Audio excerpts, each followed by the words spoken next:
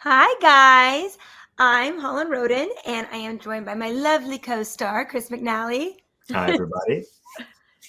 We are just so excited for you guys to see our new movie, Tipline Mysteries Dial One for Murder. And we have a couple of questions that Hallmark Mystery has sent our way. So we are going to answer them. You ready to get started, Chris? You have long hair, by the way. I almost didn't recognize you. I was like, oh my God, that's Chris. It's long hair and no beard. And no It's a beard. different That's look. what it was too. Yeah. Yeah. So anyway, back to Tipline. It follows my character Maddie, and she works at the Detroit newspaper. And this question says, "Tell us more about her part-time job and how her work plays an important role with the police." So Maddie is also a concierge at a hotel, and she takes both jobs very seriously because her side hustle is it's in the basement of a newspaper building. I think this was a heavy on the volunteer situation because of more you'll find out in the movie, but she's very passionate about working at this tip line that she started where people can call in anonymous tips, doesn't matter the topic, and then she relays them to the police of trying to help solve the murders or the mystery at hand, the problem at hand. Oh, yeah, is it my turn? It's your turn. Okay, well, my question is Maddie has a passion for solving crimes. True. And takes pride in helping her callers. Also true. Holland, can you share how your character gets her big break as a detective after she receives an interesting anonymous tip? How much can we give away? This is my first social live. Chris, can you help me out? How much should I I don't think they'd mind if we just, give can I out say things. jewelry store? Okay, so jewelry Yeah. store works. Yeah. So her first big break, there's a lot, it's like that quote that says there's no small parts, there's just small actors. Um, there's no small mysteries. They're all important in Tipline. There's one that has to do with maybe furry little creatures. That's important to Maddie, but the main mystery at hand does have to do with the jewelry store and a robbery that goes down. And there's a new detective in town that gets to help me solve it. Yes. I would say that's your big break. I agree. Beeks is also trying to make it his big break. Okay. The detective Beeks/Beats. Detective Beeks is assigned to work his first case with Maddie. Can we share more about their investigation? So it starts off on shocking, a rocky foot because he's new to the force. And just like the previous person in the job, she usually has to take the initiative, and she's slightly hopeful when they first meet that he's going to jump right in with her. And to her dismay, she's like, you know what? You're just like the rest of them. I'm going to have to do this myself. And I think that throws Detective Beeks for a loop, if I may say so myself. It does. Yeah. I would say confidently that he resents that that statement. Yeah. Yeah, because well, Beek I almost said Beeks again. Beeks has his own opinions on Detective Grazier, whom he is replacing for sure. So next question. So I'm looking down. I'm reading here from below. It says Maddie and Detective Beeks discover they have different techniques when it comes to solving a crime. What strengths do we like about our characters that make them a great team? Well, I feel like they're sort of a yin and a yang. Like Beeks is maybe plays by the rules a little too much, and Maddie not necessarily she doesn't have any rules. She just doesn't know a lot of the rules. I think is a theme. But Beeks needs a little bit of that. He needs to think outside the box a bit, and so I think that's a very strong strength for the two of them. But what do you think? Yeah, I would just to add on to what you said that I was saying that I was thinking she skips a few steps when is how True. I would say it. And Yes. it's like she has the classroom mentality where she is trying to apply it to the real situation, Yes. but she gets like a little cog off because real experience can't be replaced in the classroom Yeah. with classroom knowledge, so to speak. So it's her sort of trying to mimic a cop or mimic how they walk. And Yeah. she watches a lot of crime dramas reads up a lot on the internet. She's like this, cheerleader of detectives, essentially. Yeah. And so when she actually gets on the case, I also think she's got a bit of the jitters and is a bit nervous and wants to do everything right, and can perhaps be like come across as a know-it-all, and but in a sad way. Well, she really cares, and I do think that Maddie Yeah, has amazing instincts for the job. Yeah. Like you said, lack of experience currently, but if she did have the experience intertwined with her instincts and thought processes, and I think she's a good detective. Probably she's a ball of energy, that's for sure. She could wake anybody up, including myself. Yeah. Yeah, absolutely. All right, are we on the next question? I am on the next one, yes. Okay. Chris, the Hardys are excited to see you back on the screen again. So are there any similarities or differences between Detective Beeks and Lucas on When Calls the Heart? Oh, well, yeah, there are. I would say that I'd say Lucas is possibly more of a showman than Beeks. I think Beeks is quite reserved and he's focused on his job. They're both very determined and both stubborn. Okay. But Beeks can be stubborn. But yeah, I think Beeks is a lot more honed in and focused on doing his job, doing a good job. And Lucas likes to entertain and add some flair and zest into life, if that makes sense. Lucas has more Maddie in her. Yeah, there you go. I was going to say, so wait, this is going to be a really different face for people to see from you then, as far as the Hardys go. Yeah, I think so. I think, and it's also the change in the time period, I think is an integral aspect to that as well, because just in terms of how body language changes and dynamics change, and just a different setting entirely. But maybe I don't know. I think Lucas would have to be the Mountie of Hope Valley for them to have a little bit more in common, perhaps, in terms of Law and Order. Yeah. Yeah. Oh, I like that. People will like that then. I love that. Okay, what's my turn?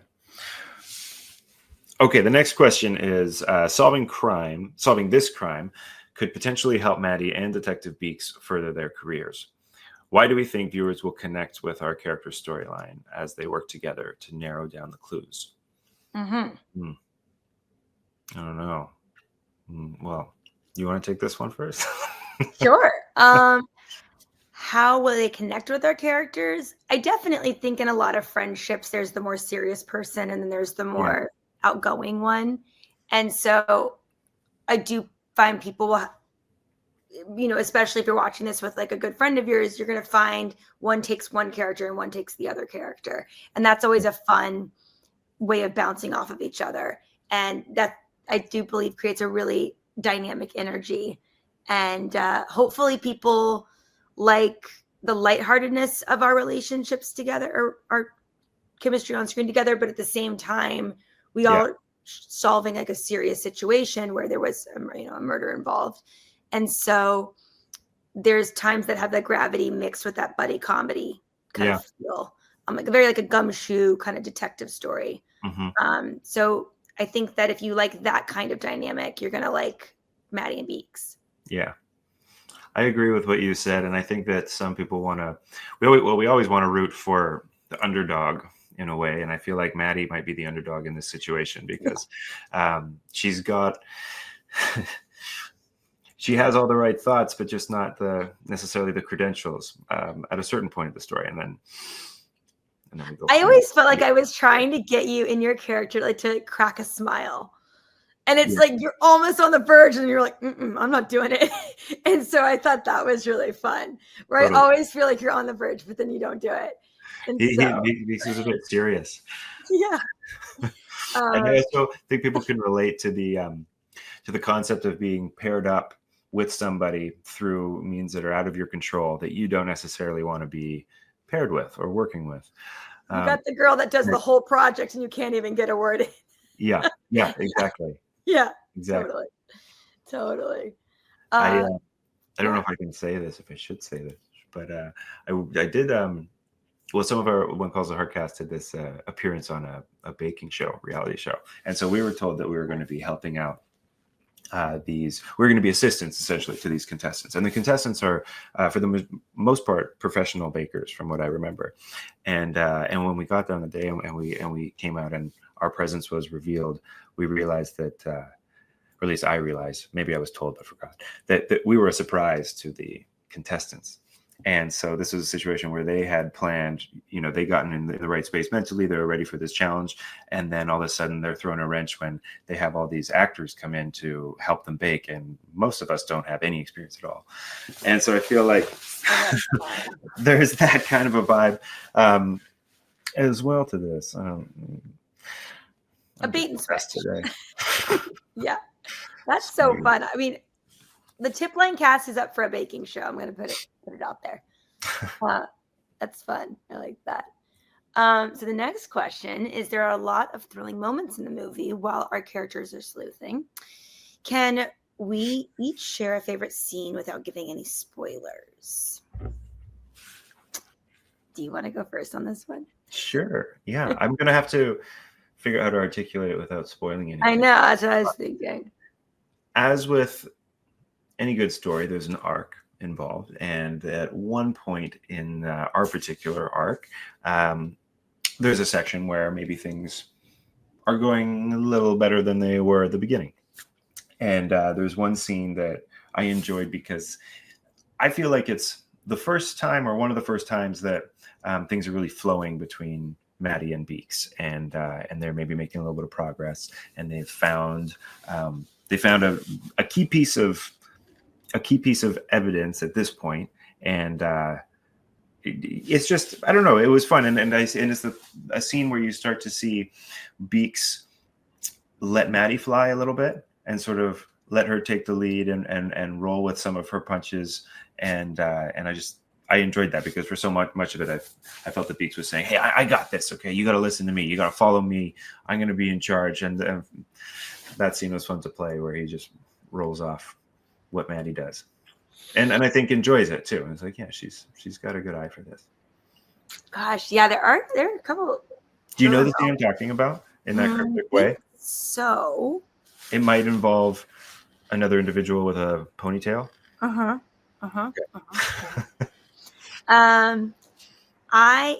is my favorite scene?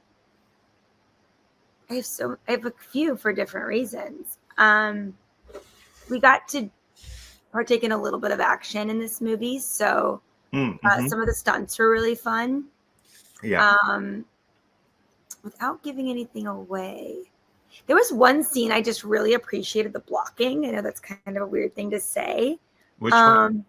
It was a huge scene. It was a little big of a day to be able to get, but we had to get it.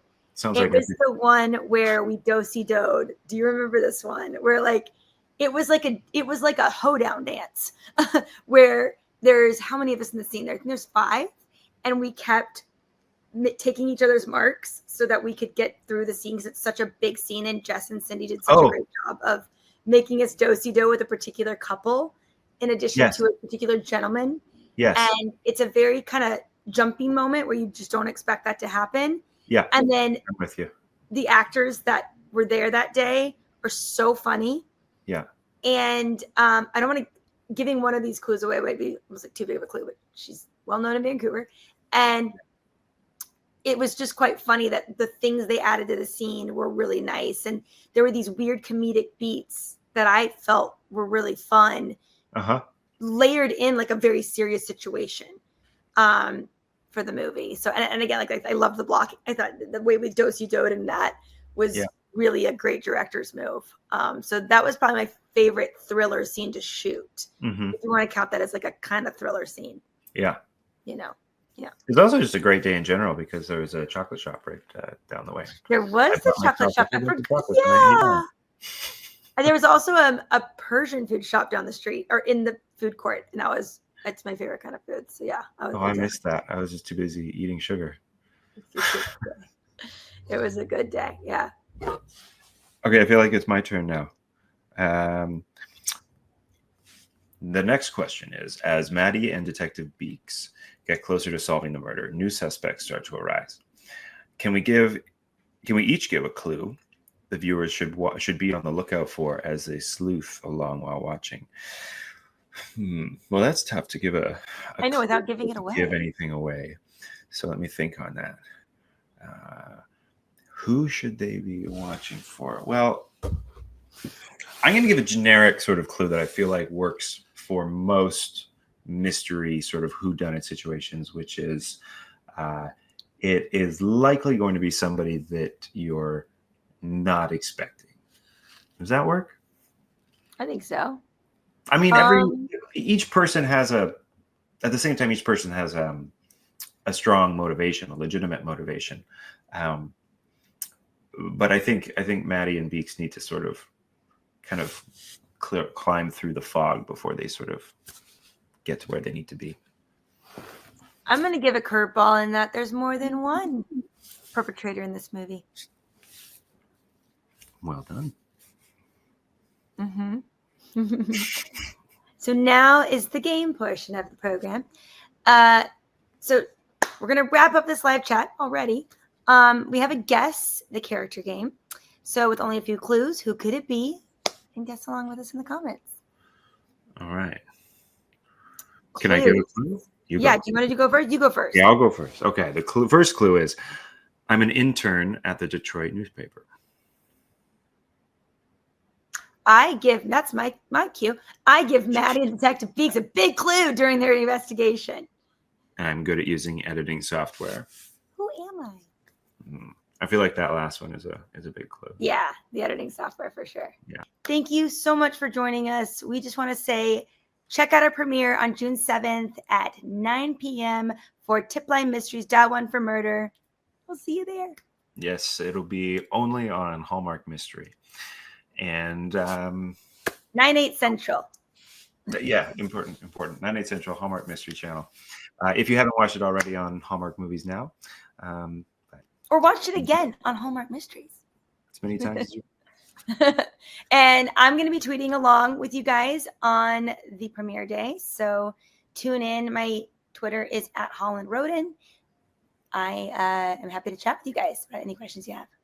I'm planning to do that as well. And mine's just Chris McNally with an underscore at the end because somebody got to me first. Somebody got to it first. What can you do?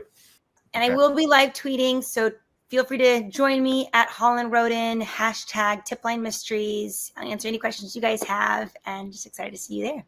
Looking forward to it.